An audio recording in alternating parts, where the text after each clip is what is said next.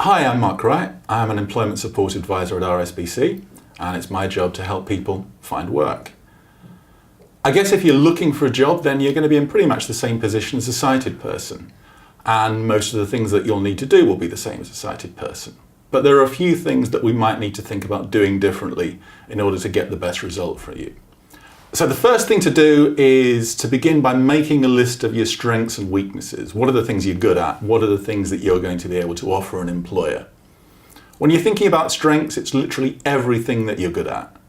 They could be practical skills that you have, using computers, being good at maths, being a great sports person.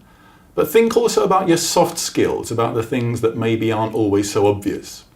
It could be your ability to communicate, to get on with people, being a great team player, being confident in new situations. All of these are important, so make sure you don't forget them.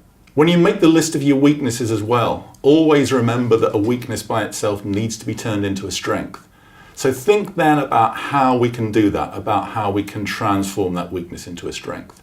So for instance, if you think that one of your weaknesses is that you're not very confident, what can we do to change that? Maybe we need to find some work experience or an opportunity to get out there to meet people, to overcome some of those barriers and suddenly realize that, hey, I can do this after all. Once we've been able to do that, we've now got the beginnings of our action plan. Now, it's always a matter of personal discretion whether or not you want to tell an employer about your visual impairment. You may not feel it's important, that's up to you.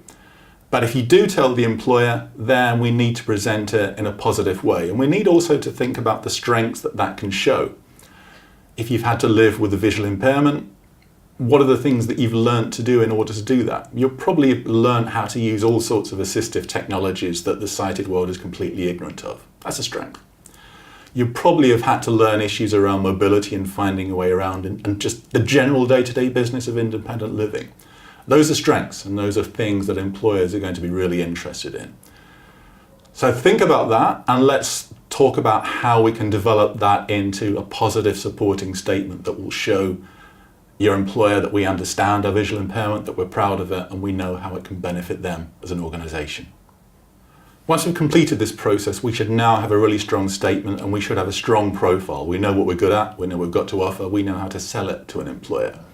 So now we can begin the process of matching our skills to jobs that are available. You can use tools online like Star Profile or Skills Match Health Check. They'll give you a few prompts about how your skills will match what the job market has to offer.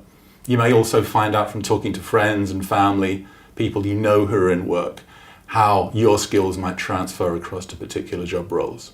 If there are job roles you're interested in, try and break those down and think about what the skills are that are necessary. And do your skills match that?